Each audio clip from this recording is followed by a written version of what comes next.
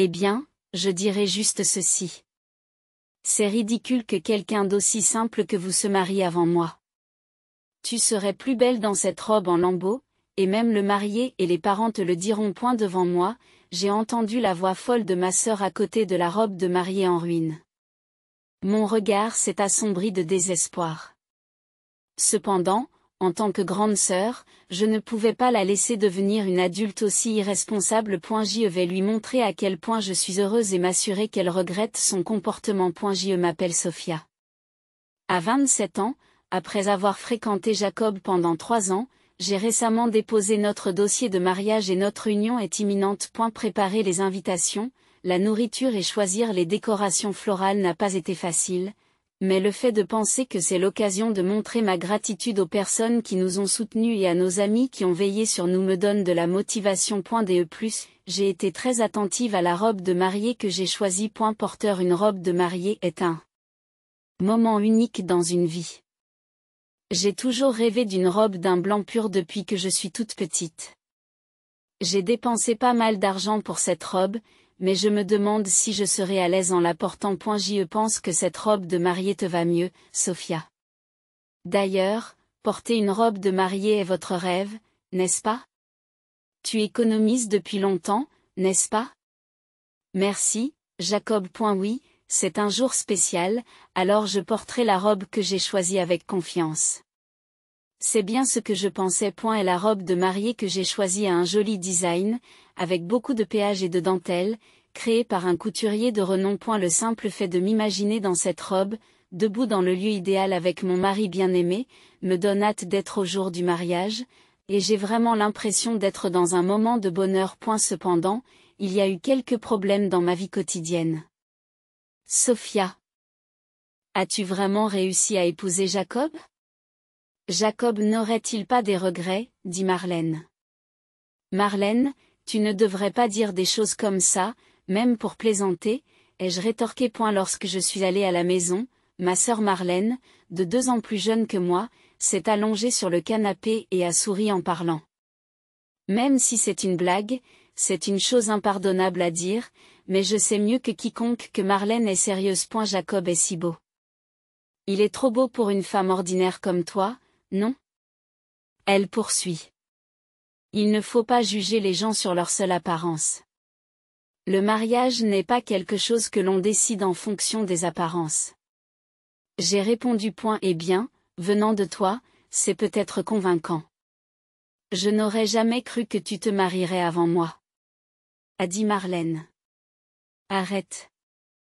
Ai-je crié. Marlène est toujours confiante, elle étudie constamment le maquillage et les coiffures pour plaire aux hommes, et elle est du genre à se regarder souvent dans le miroir. Depuis que nous sommes enfants, ma sœur me rabaisse souvent en public en disant, contrairement à moi, ma grande sœur n'est pas jolie.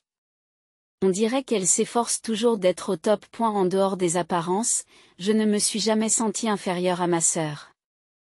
Notre relation en tant que sœur est loin d'être bonne, et son comportement récent est particulièrement étrange. Sophia, tu te souviens quand Jacob est venu récemment chez nous pour saluer tout le monde? J'étais là aussi, n'est-ce pas? Est-ce que Jacob a parlé de moi? Me demande-t-elle. Qu'est-ce que tu veux dire, comme, waouh, tu as une sœur si mignonne, ou ta sœur est plus raffinée et plus belle que toi, dit Dachel. Je m'en vais, ai-je dit, frustrée, et j'ai essayé de quitter la maison de nos parents. Alors que j'étais sur le point de partir, Marlène a marmonné quelque chose pour elle-même. Tu fais la fière parce que tu as réussi à te marier, alors que tu es toujours aussi simple, tu n'as qu'à regarder. A-t-elle dit. Excusez-moi? Vous avez dit quelque chose? Ai-je demandé. Rentre chez toi, m'a-t-elle rétorqué. Cette attitude n'était pas nouvelle et je suis rentrée chez moi ce jour-là sans trop y penser. Curieusement, le jour où Jacob et moi avons fait notre séance photo pré-mariage, Marlène est venue sur place avec nos parents pour observer. Foun. Oh, c'est la robe de mariée que tu vas porter le jour J, a-t-elle commenté. Marlène? Le tournage est sur le point de commencer. Pourriez-vous vous écarter, ai-je demandé. Le jour de la prise de vue, j'étais d'abord programmée pour une séance photo en solo. Et tandis que les préparatifs allaient bon train dans la cathédrale, où devait se dérouler la cérémonie, Marlène se déplaçait sans se soucier des autres points. D'accord, je me déplace. Mais où est le problème? Ce n'est pas parce que tu portes une robe de mariée que tu te comportes comme si tu étais la star. C'est plutôt moi qui suis la star aujourd'hui, puisque c'est ma séance photo pré-mariage. Cela va causer des problèmes à tout le monde si nous ne procédons pas rapidement. Anf, tu es un exemple typique de quelqu'un qui essaie d'être aimé en étant prévenant, parce que tu es juste moyennement beau. Pour ta gouverne, cette robe ne te va pas du tout, me chuchote Marlène, en s'assurant que nos parents, Jacob et sa mère en visite, n'entendent pas. Quoi? M'exclamai-je. Alors que je m'apprêtais à argumenter, Marlène s'est éloignée en souriant. Et la séance photo a commencé pour moi, mais les mots de Marlène sont restés gravés dans ma mémoire, et j'ai eu du mal à sourire naturellement. Au fur et à mesure que la séance photo pré-mariage avançait, mon sourire devenait de plus en plus tendu. Tu es nerveuse? Sophia a demandé à la mère de Jacob, ma future belle-mère. Nous ne nous étions rencontrés que quelques fois. Mais elle était douce et très gentille. J'ai juste un peu de mal à sourire. Désolée de vous avoir fait attendre. Ce n'est pas grave. Votre belle apparence dans cette robe doit être admirée le plus longtemps possible. Prends ton temps pour les photos. Je me suis sentie brièvement rassurée par les paroles aimables de ma future belle-mère, mais Marlène a de nouveau perturbé l'atmosphère. Tu as l'intention de déranger tes beaux-parents? Je suis désolée d'avoir une sœur aussi incompétente. Qui voudrait d'une personne comme toi comme belle-fille, a dit Marlène. Marlène. Arrête, s'il te plaît, ai-je répondu. À ce moment-là, ma future belle-mère s'est interposée entre nous et a dit en souriant, c'est très gentil à toi d'accompagner ta sœur pour sa séance de photos prénuptiales. Mais c'est pour Sophia et mon fils. S'il vous plaît, reculez un peu. Elle prend doucement la main de Marlène et l'emmène dans un coin de la salle. Pendant que la séance se poursuivait, Marlène m'observait d'un air sévère, faisant claquer sa langue à plusieurs reprises en signe de mécontentement, ce qui ne faisait qu'empirer l'atmosphère. Peut-être que ta sœur se sent seule, comme si je t'avais volé loin d'elle, plaisante Jacob. J'y suis vraiment désolée, m'excusai-je. La présence de Marlène alourdissait la fatigue.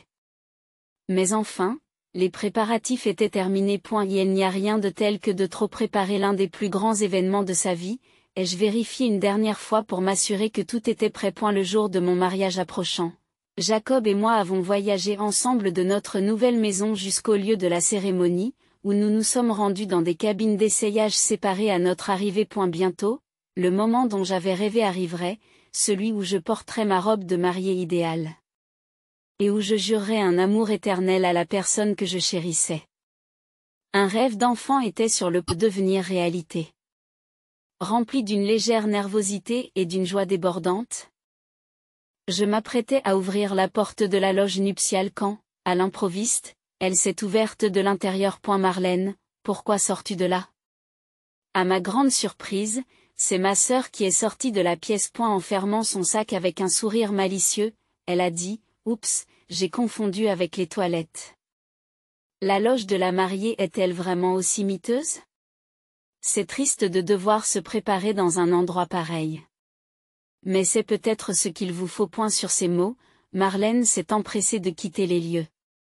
Bien qu'elle soit un membre de la famille, il était encore trop tôt pour qu'elle soit ici. Intriguée par le comportement étrange de Marlène, je suis entrée dans la loge de la mariée et j'ai été choquée par ce que j'ai vu. La pièce, élégamment décorée pour créer une atmosphère calme, offrait maintenant un spectacle horrible. Ma robe de mariée était suspendue, impitoyablement tailladée et abîmée. Qu'est-ce que c'est que cela? M'exclamai-je. Cette robe, clairement identifiable par sa taille et ses détails en dentelle, était censée être la mienne. Alors que je restais bouche bée devant la robe en ruine, les maquilleurs et les costumiers sont entrés dans la pièce.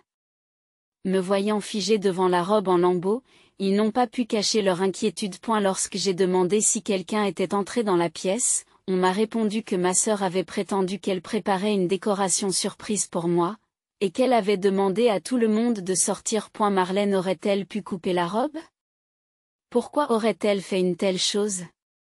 Me suis-je demandé.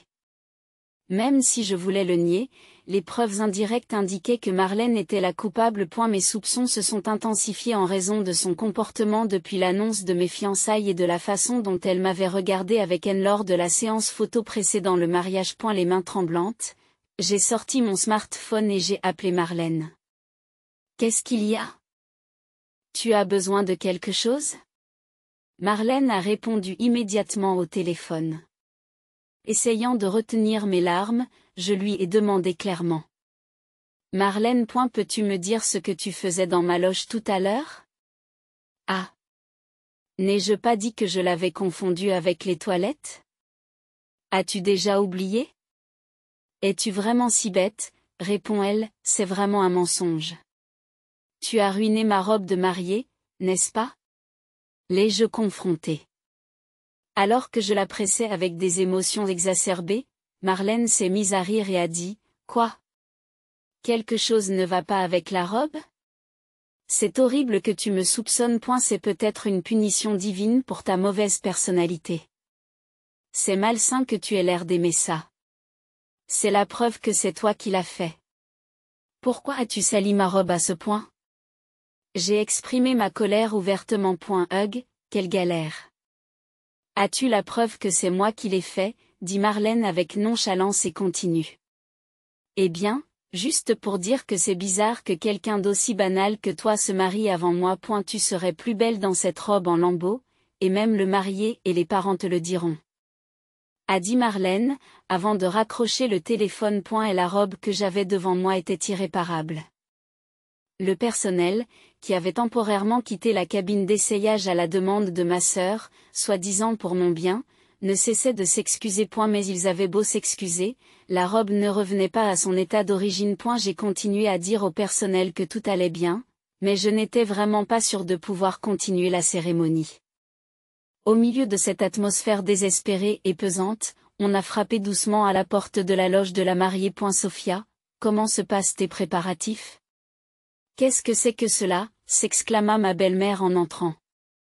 Elle était venue apporter des rafraîchissements pour le personnel. Cependant, en entrant dans la cabine d'essayage, qui ressemblait plus à un enterrement qu'à un mariage, elle avait l'air très sérieuse. Pourquoi la robe est-elle si abîmée? En vérité, ma sœur, alors que je commençais à m'expliquer avec déception, ma belle-mère a hoché la tête en silence et a dit, « Je vois. Mais nous avons bien fait de préparer une sauvegarde, car nous ne savons pas ce qui peut arriver. Qu'entendez-vous par une solution de secours? Sophia, j'ai une suggestion à faire, dit ma belle-mère. D'ordinaire calme, ma belle-mère a alors affiché une expression sérieuse et m'a proposé une stratégie. Si vous me soutenez, je me donnerai à fond. Grâce à cette stratégie, j'ai trouvé la volonté de parfaire un mariage que j'avais cru devoir annuler. Regarde, Marlène. Je vais te montrer à quel point je brille de bonheur et je vais te surprendre. Voyant que j'avais retrouvé le moral, le personnel est devenu encore plus enthousiaste à l'idée de décorer. Avec une détermination nouvelle, différente des émotions du matin, j'étais prête à affronter le mariage. De la magnifique chapelle située à l'extérieur de la salle, une musique solennelle retentit. Lorsque les grandes portes s'ouvrent devant moi, mon père se tient debout, l'allée menant à l'autel est devant nous. Au bout de l'allée, Jacob, mon futur époux, attendait devant l'autel. Lorsque j'ai commencé à descendre l'allée avec mon père, les invités ont poussé des cris de surprise. Mon père versait des larmes en marchant à mes côtés. Pendant ce temps, Jacob, qui n'était pas au courant de la situation, semblait surpris. Mon voile toujours en place, j'ai jeté un coup d'œil furtif au visage surpris de Jacob et j'ai également vérifié rapidement les sièges de la famille du côté de la mariée. J'y ai vu Marlène, qui s'attendait à me voir apparaître dans une robe en lambeaux ou préparée à la hâte, dont l'expression dépassait l'étonnement. Marlène était tellement choquée de me voir entrer dans la chapelle qu'elle resta bouche bée, incapable de bouger. Je suis passé devant ma sœur et me suis dirigé vers Jacob. Lorsque j'ai quitté mon père et pris la main de Jacob, Marlène a commencé à tripoter le mouchoir qu'elle tenait. Nous avons échangé nos anneaux, partagé nos valkyries et sommes sortis sous une pluie de fleurs. Lorsque nous sommes passés devant Marlène, le mouchoir qu'elle tenait s'est finalement déchiré. Cette cérémonie n'avait pas pour but de troubler ma sœur, mais de partager notre joie. J'ai momentanément oublié ma sœur pour savourer pleinement la joie de ce moment. Après les photos de groupe à l'extérieur de la chapelle, nous avons été dirigés vers le lieu de réception. C'est bien que tout se soit terminé en douceur. J'ai été très surprise. Vous avez choisi une si belle robe. Avant de retourner dans nos loges respectives, mon mari et moi avons échangé quelques mots. Alors que les invités commençaient à se diriger vers le lieu de la réception, Marlène a soudain crié très fort, « Attends, pourquoi portes-tu une si belle robe ?»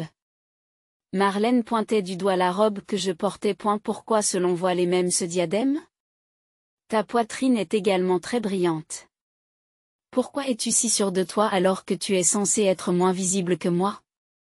Vous n'avez pas le droit d'être aussi présomptueux. Marlène s'est mise à crier, comme si elle admirait la robe, tout en me réprimandant. Elle avait l'air clairement frustrée, mais la robe que je portais était effectivement attrayante. Et la robe comportait un long voile tissé en dentelle de haute qualité et un diadème glamour orné de cristaux Swarovski. La soie brillait magnifiquement et le riche volume de l'ourlet évoquait un mariage royal. Et la poitrine était modestement mais délicatement ornée de cristaux Swarovski. Peu importe que je sois belle ou non. Chaque mariée a le droit de porter une robe qu'elle aime et de passer une journée merveilleuse. Tu me regardes toujours de haut, Marlène, mais pour qui te prends-tu?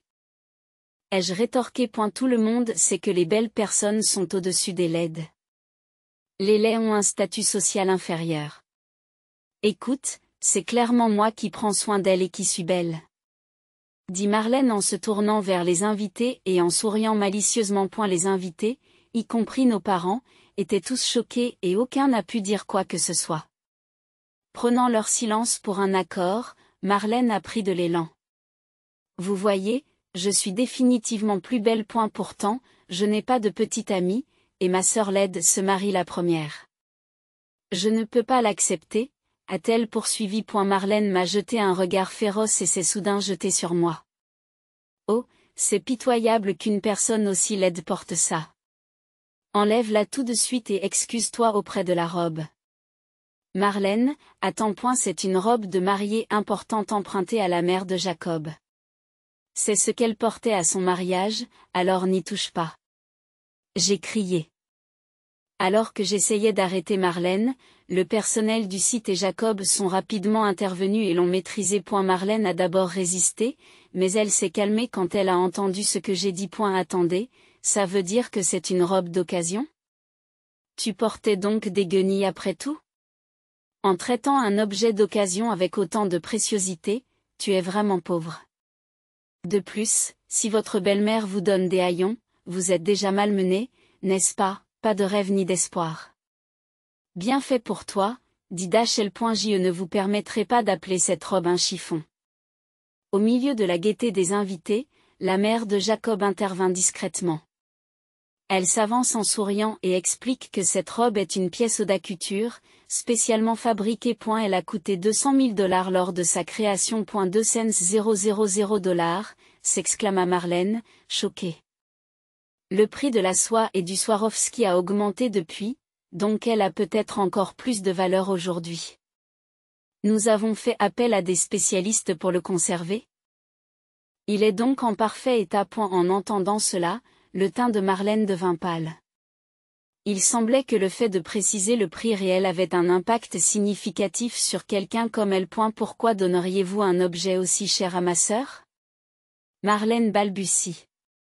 Parce que Sophia est très gentille et qu'elle fera une merveilleuse mariée, expliqua doucement la mère de Jacob. Cela me rend très heureuse de penser que ma précieuse robe de mariée sera portée par ma chère belle-fille. Mais là n'est pas la question. Pourquoi une robe aussi étonnante a-t-elle été préparée dès le départ, insista Marlène. Marlène a probablement supposé qu'il n'y avait pas de robe de rechange et a mis son plan à exécution pour ruiner la robe d'origine. La mère de Jacob sourit alors sournoisement à Marlène et lui dit, « Marlène, tu te souviens de la façon dont tu as regardé Sophia pendant la séance de photos avant le mariage? Même après t'avoir éloigné d'elle, j'ai remarqué que tu continuais à regarder cette robe sur ton téléphone. J'ai soupçonné que tu préparais quelque chose. Je pensais que tu n'étais qu'une vieille femme désemparée, a marmonné Marlène. Oui, notre famille et mon mari sont riches, nous sommes donc sensibles à la malveillance des autres. répondit la mère de Jacob avec douceur. Ce commentaire a particulièrement frappé Marlène. Quoi? Vous êtes riche? Jacob est donc riche lui aussi? Il est riche et beau, alors pourquoi a-t-il choisi ma sœur? S'écrie Marlène, de plus en plus confuse et frustrée. Pourquoi ai-je épousé Sophia? En fait, j'avais prévu d'en parler dans mon discours à la réception. Jacob répondit timidement à Marlène, qui était devenue rouge de curiosité. La première fois que je suis allé manger avec Sophia, elle m'a proposé de partager l'addition. C'était la première fois que quelqu'un me proposait cela, et j'ai été surpris. Elle a proposé de partager le loyer de notre nouvel appartement et même les frais de mariage. Qu'est-ce que c'est que ça? Devenir hollandais? Je ne comprends pas. Si Jacob est riche, il devrait tout payer. Manque-t-il de générosité, Sophia? Tu devrais laisser un homme te diriger et te gâter. C'est pour cela que tu es une femme imparfaite. Marlène a critiqué. C'est exactement ça. Toutes les femmes avec qui je suis sortie disaient la même chose et ne voyaient en moi qu'un portefeuille. Mais Sophia est vraiment indépendante. La première femme que j'ai rencontrée comme ça, j'ai réalisé que je ne voulais être avec personne d'autre que Sophia. Jacob a dit fermement, ajoutant qu'il y avait aussi d'autres raisons, et il a parlé de son amour pour moi. Marlène fait claquer sa langue et dit, UFF, je ne peux pas écouter ça. C'est ennuyeux. Je ne suis pas intéressée par une réception dont la vedette est une sœur aussi banale. Je devrais peut-être rentrer chez moi. Après avoir exprimé sa frustration, Marlène perdit soudain sa motivation et relâcha ses épaules. C'était son schéma habituel. Elle fait une scène jusqu'à ce qu'elle obtienne ce qu'elle veut ou jusqu'à ce qu'elle s'ennuie. Je l'ai toujours supportée en tant que sœur. Mais c'est un vrai problème que sa personnalité ne se soit pas améliorée, même en grandissant. On dirait que je vais devoir lui donner une dernière leçon en tant que sœur, ai-je pensé en attrapant le bras de Marlène pour la retenir alors qu'elle bâillait. C'est une bonne occasion de te le dire. Tu devras payer pour la robe que tu as abîmée. Marlène grimace de mécontentement, puis rit triomphalement. Moi? Abîmer la robe? Il n'y a aucune preuve de cela. Pourquoi ne gardes-tu pas ton discours sur le sommeil pour l'heure du coucher? Sur ce, Marlène a repoussé ma main et s'est mise à rire. Elle semblait heureuse d'avoir réussi à ruiner la robe que j'avais choisie. Cependant, je dois lui apprendre ce qui arrive aux personnes qui piétinent le bonheur des autres. Devant l'air satisfait de Marlène, j'ai souri calmement et j'ai hoché la tête. Malheureusement pour vous. Tout a été enregistré sur les caméras de surveillance. Je les ai fait installer dans le dressing de la mariée. J'envisage même de déposer une plainte pénale pour dommages matériels. Je n'aime pas avoir un criminel dans la famille lors d'un mariage. Quoi? Le rire de Marlène a disparu et son visage s'est à nouveau déformé sous l'effet de la surprise et de la panique. Devant elle, j'ai continué à expliquer calmement. Ce n'est pas une option. Je l'ai fait installer juste pour le jour de mon mariage et je l'enlèverai demain. Comment pouvez-vous installer et enlever des choses de votre propre chef? C'est ridicule. Ce lieu est le lieu de mariage que je dirige. Quoi? Vous êtes le propriétaire? Je pensais que vous n'étiez qu'un simple employé de bureau. Que je sois ordinaire ou non, il est vrai que j'étais un employé de bureau jusqu'à récemment. Cependant, ma passion pour les robes de mariée et les mariages a grandi chaque jour et j'ai décidé de créer mon propre lieu de mariage idéal. Ce n'est pas seulement grâce à mes économies, mais la mère de Jacob, qui est également investisseur, m'a soutenu, ce qui m'a permis de poursuivre mon rêve et de gérer un lieu de mariage conçu pour les mariés. Ce lieu est-il celui que vous gérez? Absolument pas. Je n'ai jamais entendu une telle chose de la part de mon père ou de ma mère. Je leur avais demandé de ne pas vous dévoiler mon esprit d'entreprise. Je pensais que tu dirais que c'est présomptueux de ma part de diriger une entreprise, compte tenu de ma laideur. Le visage de Marlène, rempli de colère et de confusion, s'est progressivement adouci à mesure qu'elle écoutait mon histoire. Je pouvais deviner exactement les arguments qui s'affrontaient dans son esprit. Alors, vous dites que j'ai beaucoup de parents riches? Ah, alors vous pouvez me présenter à un homme riche, n'est-ce pas? Oui, s'est réjouie Marlène. Finalement. Elle n'avait rien trouvé de bon point Marlène? Penses-tu que nous pouvons continuer notre relation en tant que sœurs? Tu as déchiré une robe à laquelle j'étais attachée. Je ne veux plus jamais voir ton visage. Pourquoi dis-tu cela? C'était juste une petite farce. J'ai dit que j'étais désolée, n'est-ce pas? Les excuses de Marlène étaient superficielles, pas sincères, et elle a continué à agir avec nonchalance. Cette insouciance a porté ma colère à son comble. Comment ça, une petite farce? Je ne te pardonnerai jamais.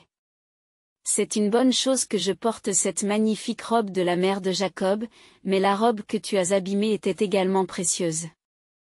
Je demanderai certainement une compensation. Quoi? Tu as vraiment l'intention de demander une compensation? Combien coûte une robe de mariée? Je n'ai pas vraiment d'économie. Si vous ne payez pas, je porterai plainte à la police. Vous pensiez qu'en brutalisant votre sœur laide et ordinaire depuis l'enfance, vous pouviez faire n'importe quoi et être pardonné? Ce n'est pas une blague, grandis un peu. Face à ma réponse féroce, Marlène s'est effondrée, impuissante, en voyant nos parents pleurer, verser des larmes différentes de celles de la cérémonie. J'ai réalisé à quel point Marlène était égoïste et à quel point elle les avait attristés. Sophia est vraiment splendide. Elle est exactement le type d'entrepreneur que j'avais choisi. J'ai eu la chance qu'elle porte la robe et qu'elle investisse dans son entreprise. Maman, c'est ma phrase. S'il te plaît, ne le dis pas avant moi. En regardant Jacob et sa mère converser tranquillement, j'ai souri, soulagée. Après avoir renvoyé une Marlène découragée chez elle, la réception qui venait de commencer s'était déroulée chaleureusement. Malgré les difficultés, ce fut le meilleur mariage pour moi, car j'ai pu établir une relation de confiance avec la famille que je rejoignais.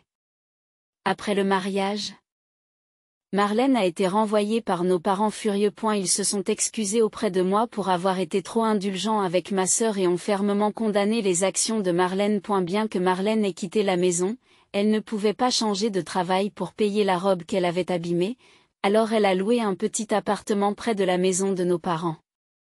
Cependant, en restant dans le coin, elle a inévitablement rencontré de vieux amis. Comme ma sœur et moi sommes proches en âge, les incidents survenus lors de mon mariage sont rapidement devenus le sujet de conversation de la ville. Chaque fois que Marlène essayait d'entrer en contact avec ses amis, elle était visiblement évitée, ce qui la dégoûtait suffisamment pour l'inciter à quitter l'état. Le trajet pour se rendre au travail lui prenait beaucoup de temps, et ses maigres économies ont été épuisées par le déménagement.